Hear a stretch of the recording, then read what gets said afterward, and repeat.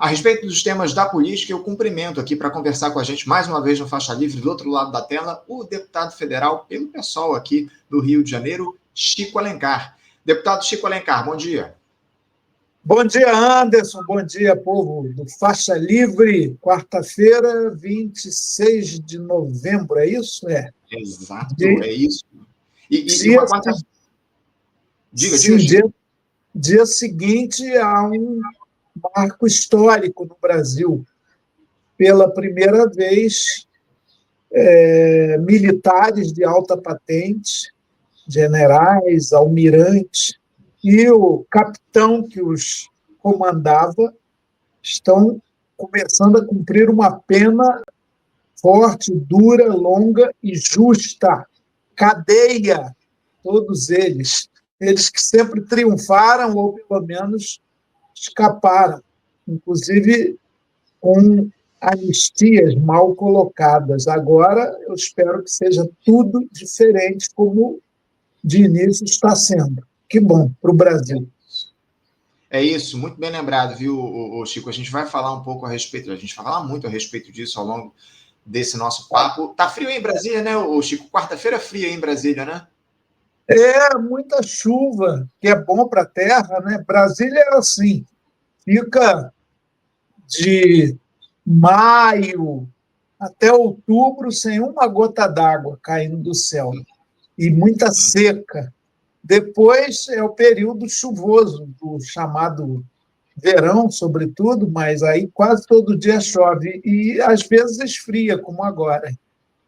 É isso, é isso. Chico, eu já vou avançar aqui no nosso papo, porque foi avisado aqui pela sua assessoria que a gente vai ficar meia hora aqui nesse diálogo. Eu tenho temas aqui para aprofundar. Eu queria começar o nosso papo, Chico, já falando sobre, antes de entrar nessa questão envolvendo a prisão dos golpistas, eu queria falar um pouco sobre essa crise que surgiu ao longo dos últimos, mais uma crise que surgiu ao longo dos últimos dias entre o governo e o Congresso Nacional, porque na Câmara dos Deputados, o presidente da casa, o Hugo Mota, disse que rompeu relações com o líder do governo, o deputado Lindbergh Farias. Enfim, a gente tem acompanhado as discussões aí em Brasília, essa postura do presidente da casa em relação ao governo federal, e no Senado a situação não é lá muito diferente, né? Porque o descontentamento do presidente da casa, o Davi Alcolumbre, se dá pela indicação do presidente Lula do Jorge Messias, aquela vaga no Supremo Tribunal Federal, no lugar do Luiz Roberto Barroso, que se aposentou recentemente. Inclusive, ontem, o Davi Alcolumbre já pautou,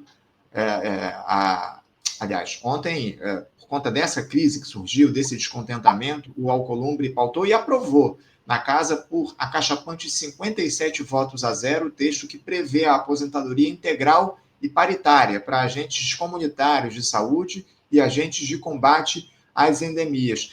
Ainda que isso, por óbvio, seja uma conquista para os trabalhadores, a gente tem que ressaltar isso. Só que o governo olha pela ótica do gasto, né? Porque essa medida produz lá um impacto fiscal de 11 bilhões de reais nos próximos 3 anos no orçamento. Esse texto agora vai ser analisado por vocês lá na Câmara dos Deputados. Chico, eu queria que você falasse um pouco como é que está a situação do governo hoje no Congresso, como é que você avalia essa disputa. Você vê, a partir desse descontentamento do Davi Alcolumbre e do Hugo Mota, isso produzir ou inviabilizar o governo ao longo do ano de 2026, ano de eleições presidenciais? Essa crise que se instalou pode prejudicar a governabilidade no nosso país? Não, porque governabilidade, para valer numa sociedade de classes, é necessariamente uma governabilidade de tensão, de tensionamento, e não de acomodação de interesses, muitas vezes espúrios. Por sinal, Anderson, você falou aí do impacto desse direito de aposentadoria dos agentes comunitários de saúde de endemias, 10, 11 bilhões, a fraude do Banco Master, e só desse, ela pelo menos atinge, no mínimo, 12 bilhões de reais. Então, tem muito ralo, tem muita corrupção, tem muita sonegação, tem muito incentivo fiscal para quem não precisa nesse país. Então, é preciso ordenar as coisas para se fazer justiça social. Agora, essas tais crises aqui do poder, elas muitas vezes estão envolvidas numa névoa de cinismo, de hipocrisia, de mentira, de falsidade.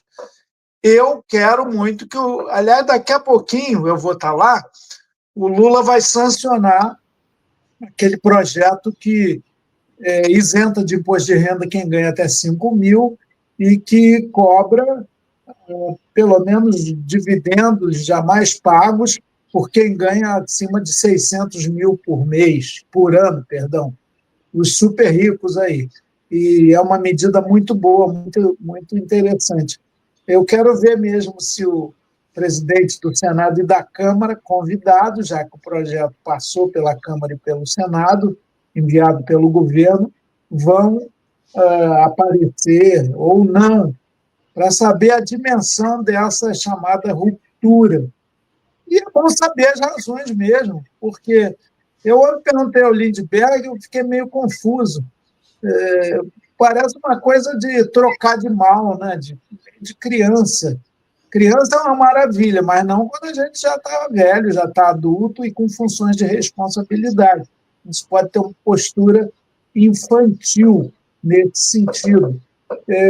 Por que o Hugo Mota rompeu, disse que não tem mais interesse em conversar com o líder do PT? Ora, não é uma questão de gosto. O presidente da Câmara, inclusive eleito com voto do PT, não nosso, do PSOL, ele tem a obrigação de dialogar com todo mundo. Ontem também eu soube que ele rompeu com Sóstenes, líder do PL. Ou seja, o presidente da Câmara, que tem que coordenar as diferentes bancadas, ouvindo sempre essas bancadas, troca de mal com o líder da maior bancada, que é do PL, e com o líder da segunda maior bancada, que é o do PT. Eu nunca vi isso aqui na história do parlamento, esse tipo de postura que parece muito imatura ou a partir de questões até pessoais. Qual é a razão efetiva do rompimento que ele proclama de um e de outro?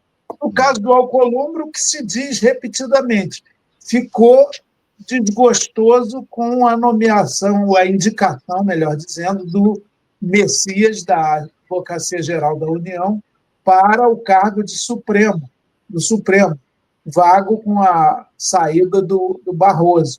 Ele não gostou, ele queria o Rodrigo Pacheco. Mas é assim? Quem tem direito de indicar, o Senado pode até vetar, pode derrubar essa indicação. Mas a indicação é do presidente da República. Ele não é presidente da República, é presidente do Senado. Pode articular agora para derrubar o Messias, vamos ver. Mas fica tudo... Por que razão? Por que o Messias é pior do que o Rodrigo Pacheco? E, a meu juízo, ambos não preenchem a necessidade democrática do Supremo de ter mais uma mulher, para não ficar Carmen Lúcia lá sozinha, né, como agora, e, de preferência, negra para fazer essa reparação histórica.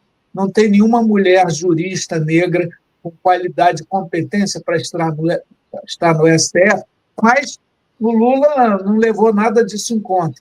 Diz que ele indica também por razões estritamente pessoais de confiança absoluta. É esquisito, né? Dizem que o Messias é evangélico. Eu não o conheço pessoalmente. E até aí tudo bem, mas que linha de evangélico? Não deve ser essa linha golpista ou dos que manipulam a boa-fé do povo para enriquecer. Tenho certeza, aliás, que não é dessa linha. Mas fica tudo muito nebuloso. Fica esse cheiro de queimado, que não é de solda e fogo na tornozeleira, mas esse cheiro de queimado está muito forte aqui em Brasília, em todos os aspectos. E essa disputa... Mas, para a sua pergunta mesmo, eu acho que não altera. Pelo contrário, se o Lula não tem a simpatia do Centrão, não Ô, Chico, eu perdi o teu áudio. Eu não sei se os nossos espectadores também perderam, mas eu estou sem o seu áudio, eu não te ouço. Você me escuta bem? Eu estou escutando bem, vocês? Agora voltou, fica à vontade.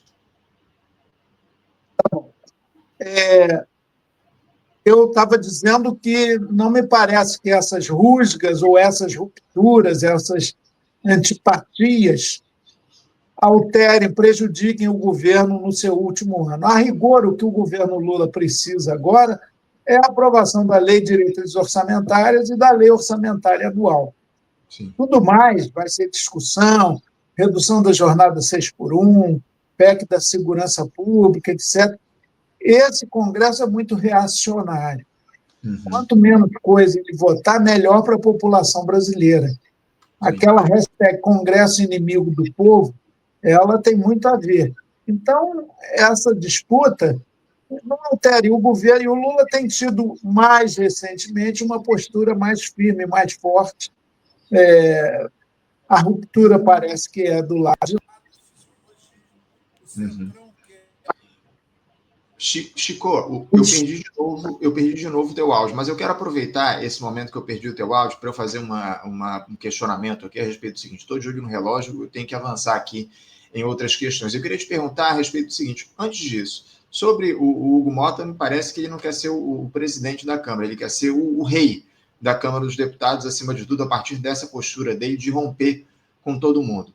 Agora, no caso do Davi Alcolumbre, o presidente do Senado ele marcou aquela sabatina do Jorge Messias, indicado pelo Lula lá para o Supremo, para o próximo dia 10 de dezembro. Sabatina e votação no plenário do Senado da indicação do Jorge Messias. Você acredita que ele pode ser rejeitado pelos senadores? Atualmente, a impressão que dá, o que chega, as informações que chegam lá do Senado é que o Jorge Messias não seria aprovado pelos senadores. Eu queria uma avaliação tua, você que está aí no Congresso, a respeito disso. E outra, que peso isso poderia ter para o governo? Uma imagem de uma eventual rejeição do indicado do Lula deixaria. Parece que, se eu não estou enganado, desde o Floriano Peixoto que o Senado não rejeita um indicado por um presidente para uma cadeira no Supremo Tribunal Federal. Você avalia que o Senado pode, de fato, rejeitar o nome do Jorge Messias e que peso, que impacto isso teria no governo? A tradição política brasileira, no plano das elites, das instituições republicanas, com pouca porosidade às demandas populares, a nossa democracia é de baixa intensidade, a participação popular é muito tímida, mas a tradição brasileira é de conciliação. Então, até o dia 10, o Messias está lá no Senado, fazendo...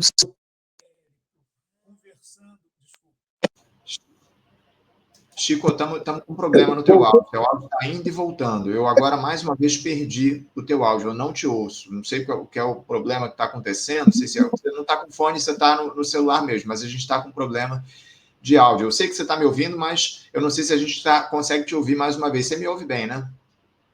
Eu ouço bem e vocês estão deixando de ouvir porque tem uma pessoa obcecada, eu já vi quem é, obsessiva, que não está nem aí com a minha vida, nem acompanhando a minha agenda, e que está ligando. Acha que eu tenho o mapa do caminho. E agora parece que, felizmente, ele deixou uma mensagem, sei lá se de voz ou de texto. Cada vez que ele liga, aparece aqui, dá essa interrupção. É isso. Alô, assessoria que está acompanhando, fale com o doutor Assis, que eu não estou podendo falar, por favor. Mas já estamos ouvindo bem, fica à vontade. Então, olha, o Messias está fazendo o trabalho dele, aí tem aquelas conversas, diz ele que vai procurar, e tem pouco tempo para isso, os 81 senadores. Então, a tradição de conciliação pode prevalecer, mas o espírito de vingança do Alcolumbre, tudo é por fisiologismo, não tem interesse republicano publicável aparecendo nisso tudo. Ele pode querer dar uma rasteira no Lula. Claro que tem desgaste, mas aí o que a população, na minha percepção, modesta e falível, que a população, vamos nesse cenário, dia 10 de dezembro, o indicado pelo presidente da República é reprovado no Senado para a função, o cargo de ministro do Supremo Tribunal Federal. O Lula teria que indicar outro nome. Vai repercutir, vai pegar mal, desde Floriano Peixoto, nenhuma indicação de presidente da República é rejeitada no Senado. Só que a turma vai pesando. Quem tinha razão? E cá entre nós. A popularidade do Lula é muito maior que a do Congresso Nacional. Qualquer levantamento que se faça. E, mais uma vez, como as razões seriam de mera vingança, ninguém vai discutir se devia ser o Messias ou não, ninguém vai estar discutindo se era para ser mesmo uma mulher e de preferência negra, uma jurista desse naipe, porque não é isso que o Alcolumbre coloca como oposição, e não será por isso que o Messias será rejeitado, hipoteticamente. Então, não vai também, vão fazer um peso, é uma disputa, né? Congresso, Senado e Presidência da República, a presidência vai sair ganhando. Mesmo que tenha, não consegue nem um indicado seu ser aprovado pelo Senado, mas aí vai se cotejar. Quem é mais confiável, quem tem mais apreço da população? O presidente da República, no caso Lula, ou o Senado da República. O parlamento está muito queimado, está muito desgastado. Tanto que a hashtag Congresso Inimigo do Povo, como já disse aqui, é muito forte. E isso vai ser reforçado também. Enfim, é uma briga em que eu tenho a impressão que, no caso da rejeição do Messias, o próprio Senado é que vai perder mais do que o Lula. A grande verdade é que o governo já teve problema, inclusive, para a recondução do Paulo Gonet lá para a PGR. Ele foi aprovado, mas com um número de votos muito baixo. Se não estou enganado, 45 votos teve o Paulo Gonet para sua recondução lá à Procuradoria-Geral da República. Agora, o Chico, ainda falando sobre essa crise, essas rusgas aí entre o Davi Alcolumbre e o Hugo Mota com o governo, os filhos do Bolsonaro que hoje já cumpre pena lá na Superintendência da Polícia Federal em Brasília por conta da tentativa de golpe de Estado, os filhos dele disseram ontem que o ex-presidente ele pediu para que o debate sobre a anistia fosse retomado no Congresso Nacional.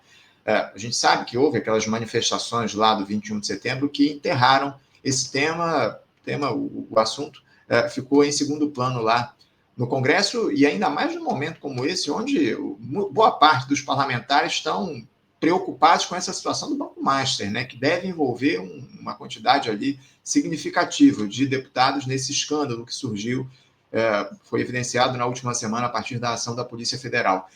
Agora, com essa crise entre o governo e os presidentes das duas casas, você acredita que o Hugo Mota, especialmente ele, mas também o Davi Alcolumbre, coloquem esse tema da anistia em discussão, apesar da rejeição que há das ruas? Como é que você avalia essa possibilidade? Essa crise que surgiu entre o presidente da República e o Congresso Nacional, o governo federal e o Congresso, pode levar o tema da anistia de volta à discussão na Câmara e no Senado? O Anderson, o reacionarismo, a direita, lato sensu, a extrema-direita do PL e a direita do centrão conservador, eles têm maioria, folgada até, eu diria, na Câmara dos Deputados e uma ligeira maioria no Senado. E olha que eu estou colocando do outro lado o amplíssimo campo que eu chamo de democrático, liberal, progressista.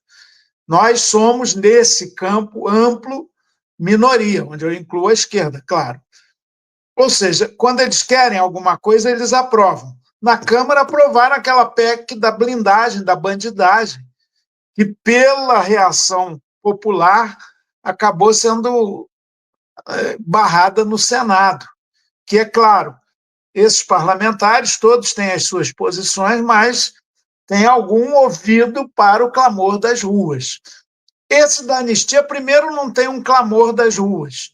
E, segundo, tem aqueles 30% do bolsonarismo, da direita, que estão mais ou menos cristalizados, mas 70% que não estão. Então, está dependendo, e eles estão pressionando demais, né? É o grito de desespero, é a cartada final, dada a conclusão do devido processo legal, com amplo direito de defesa, que chegou ao seu termo. Agora o Brasil não é mais o da ditadura, onde a justiça fardava e talhava. Isso acabou. Nós estamos num momento histórico importante de transição para uma consolidação democrática. Querer, no dia seguinte do início da pena, dos condenados pelo núcleo crucial, e de alguns poucos que não quiseram fazer nenhum acordo, nenhuma revisão persecutória, de persecução judicial, lá do 8 de janeiro, esses estão começando a cumprir pena, esses agora, o núcleo crucial, a cúpula do golpismo. E já no dia seguinte eles querem passar pano, dar um salvo-conduto para o golpismo, para quem sempre defendeu tortura e a própria ditadura do golpe de 64. Vai pegar muito mal na sociedade. Parece que não, a pena não valeu de nada, eles não fizeram nada.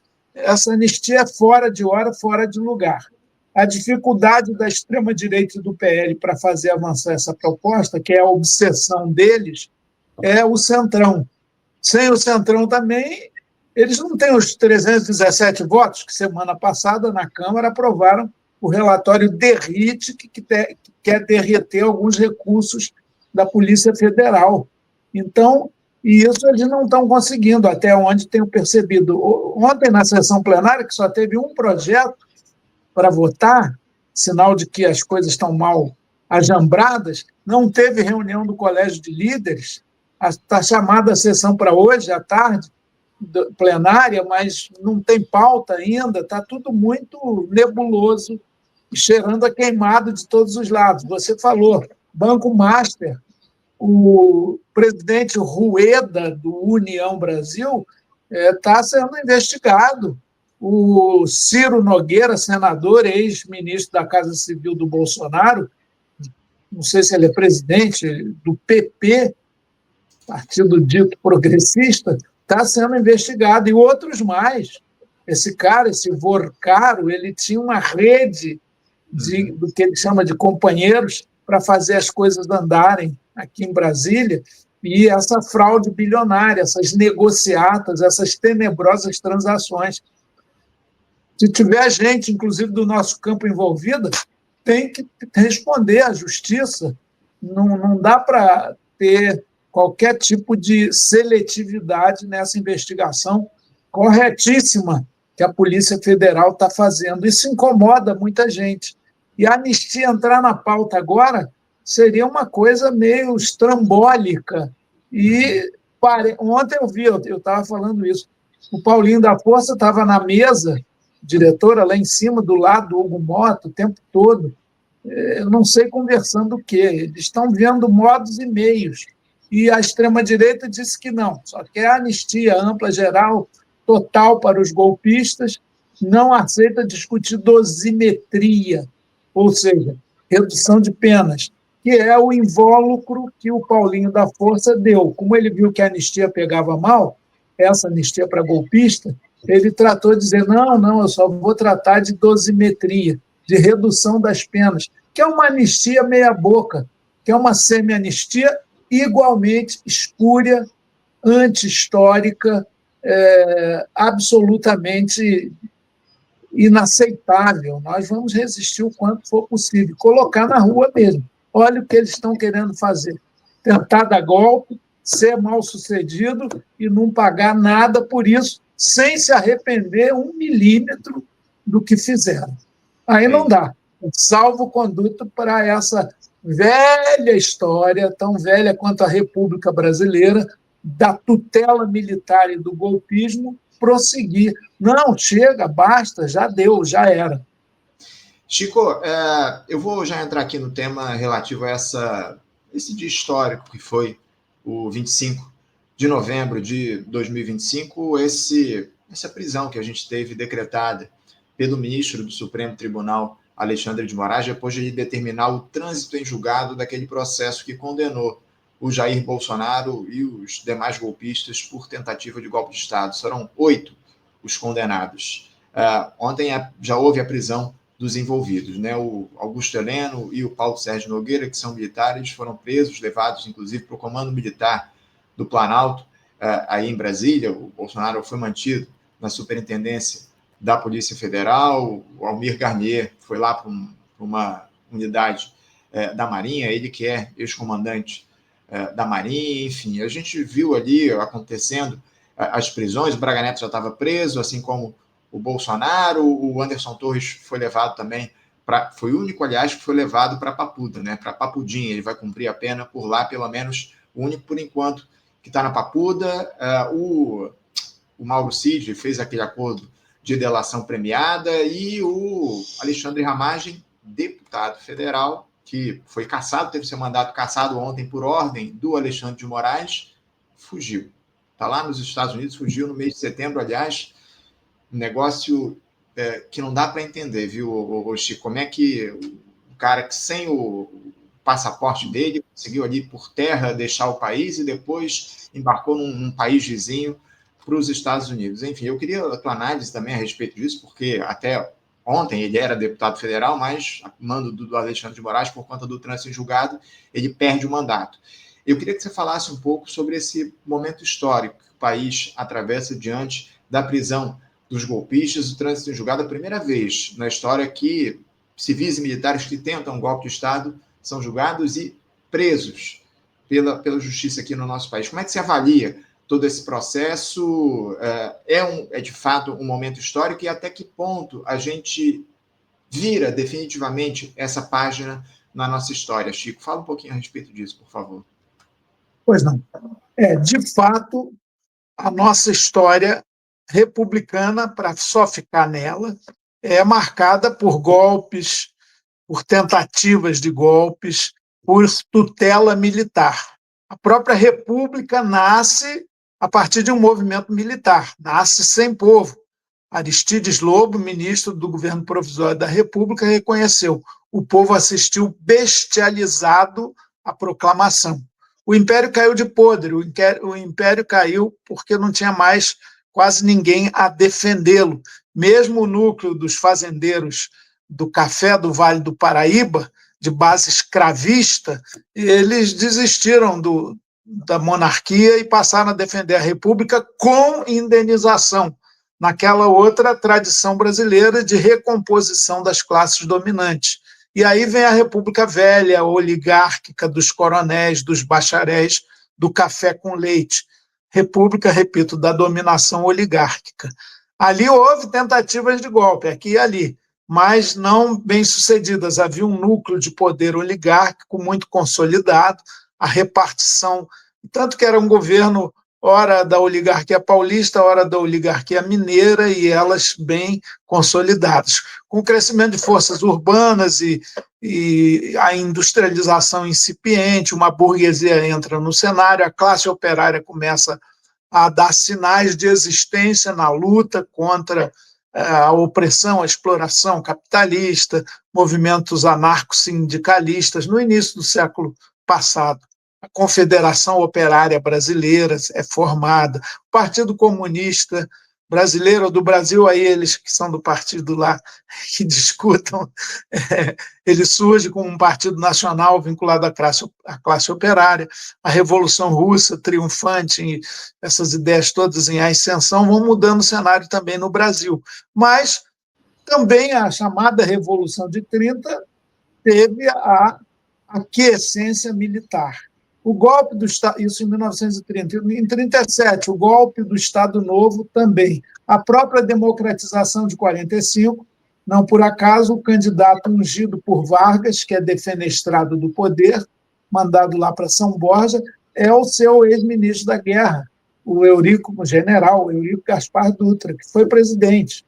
Depois também as tentativas de golpe contra o próprio Vargas, na sua volta, eleito nos braços do povo e nacionalista, Petrobras, a tentativa de criar a Eletrobras e várias iniciativas populares em relação a direitos do trabalhador, anunciando sempre boas medidas para a classe trabalhadora que lutava para conquistá-los a cada 1º de maio. Bom, teve uma tentativa em 54, Juscelino vence as eleições, há tentativa de golpe, de impedir sua posse, e ele anistia os golpistas que reiteram. E, finalmente, em 64, essas forças reacionárias, entreguistas, vinculadas ao imperialismo, são triunfantes e estabelecem uma página infeliz da nossa história de trevas durante mais de 20 anos. Eu sou da geração que lutou contra a ditadura. A gente nasceu, cresceu nesse regime, a partir de 64, mas eu com 16 anos estava fazendo passeata junto com meus colegas do Pedro II e já fui em cana, bobo, né, otário, já a polícia me gadunhou ali. 1966, eu era menor de idade, mas isso não valia para a ditadura, né? A gente foi levado para um quartel da PM ali, né? Primeiro na Evarista Veiga, depois aquele ali na Mendes Sá, na Estrebaria. Ficamos lá. Mas é um período muito ruim de censura, de tortura, amigos presos sumindo assim para nunca mais, e os militares patrocinando isso tudo. E depois vem a anistia ampla, geral e restrita, que perdoa até torturadores, criminosos no aparato oficial, coisa que a gente luta até hoje, para que haja punição, não haja prescrição, embora a maioria absoluta já tenha partido dessa vida. Espero que eles estejam num purgatório, pagando um pouquinho pelos seus crimes. Bom, e não acontecia nada. Agora vem com a democratização, eleições para presidente a cada 4 anos, Bolsonaro, defensor da ditadura, da tortura, que tem como ídolo brilhante o Ustra, o chefe da tortura oficial no Brasil, das maiores atrocidades humanas, ele é eleito pela democracia, como foi 7 vezes, 8 vezes deputado federal, como seus filhos todos o fazem, graças à democracia, mas são contra ela, louvam o regime de 64.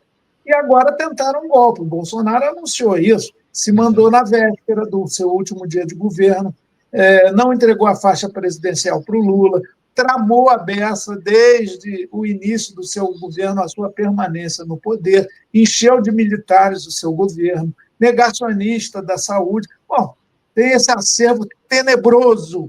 E, finalmente, o processo legal, a gente acompanhou, foi muito bacana, amplo direito de defesa, naqueles depoimentos patéticos, onde Bolsonaro convida o Moraes, o Alexandre Moraes, para ser vice na chapa dele à presidência. Teve lugar até para brincadeirinhas e tom jocoso aqui e ali. E agora eles estão... Mas eles revelam... Essa turma revela, primeiro, que é golpista mesmo. Segundo, que é covarde. É impressionante. E aí o Lula foi condenado, foi para o sindicato, sua base, não ficou de chororô, de mimimi. E, a despeito de algumas opiniões que diziam para ele ir para alguma embaixada, ele poderia fazê-lo, ele se entregou. 500 dias lá, não ficou se lamentando, se adaptou, talvez pela sua história de vida, né, sofrida, ele tem mais capacidade. O Bolsonaro não. Estou doente, estou morrendo, estou com soluço, estou isso, estou aquilo, vai morrer na prisão, é uma condenação à morte e tal. Está com cela especial, pouquíssimos presos têm. O Xandão, tão cruel, tão demoníaco, já deu a dica, vai ficar preso, não sei se 27 anos, como é a pena dele, na Polícia Federal, em condições ótimas. Eu li que ele está, primeiro, recebendo comida gostosinha de casa. Segundo, que é um direito. Segundo, vendo televisão o tempo todo, futebol. Infelizmente, ele não tem o hábito da leitura. Quem sabe pudesse melhorar a cabeça dele, o pensamento sobre o Brasil. E tomando banho de sol, tem uma cama só para ele, tem uma mesa... Do frigobar. Frigobar e tal. Então, e esses outros militares também, em unidades militares do Exército, da Marinha, sobrou o único que teve o tratamento mais próximo de todos os 700 mil presos do Brasil, condenados, não são todos, foi o Anderson Torres, o único que não é milico, né? E o Ramagem fugido. E aí, Anderson, me permita, essa situação do Ramagem tem muita cumplicidade. A Carla Zambelli fugiu, mas foi capturada, achada lá, está na Itália, onde ela tem também nacionalidade. O Eduardo Bolsonaro, outro que ajudou nessa prisão, nessa condenação final. Fugiu para o exterior para tramar contra o Brasil, ainda é deputado. Ontem eu indaguei no Conselho de Ética sobre duas representações que estão na mesa do Hugo Mota desde 2 de setembro, para ele enviar lá para o Conselho. Ele engavetou isso. Terrível. Há uma cumplicidade. E eu duvido muito que não tenha havido ciência da própria mesa diretora da Câmara, até porque teve que adaptar o celular do Ramagem para emissões do exterior. Não sabíamos que ele fugiu, que ele foi para o exterior. Como se autorizou a adaptação do celular? Como se ele está votando dessa maneira lá nas matérias da Câmara? Estava, pelo menos até agora.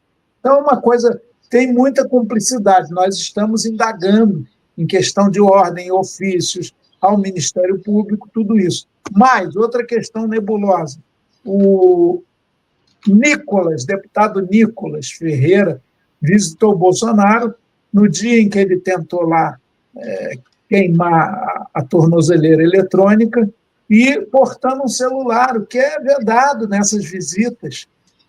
Será que ele usou o celular? Com quem que ele falou? Tem gente, eu acho um pouco delirante essa versão, que acha até que ele, Nicolas, ligou para o Trump e botou o Bolsonaro na linha, falou, posso ir para a embaixada? Pode vir, fica aí a 15 minutos de carro aí da sua casa, você rompe essa tornozeleira, foge na hora da manifestação do Flávio Bolsonaro, que conclamou, inclusive, o senhor dos exércitos para estar presente, e vai para a embaixada. Então, tem um monte de coisa que ainda vai ser esclarecida.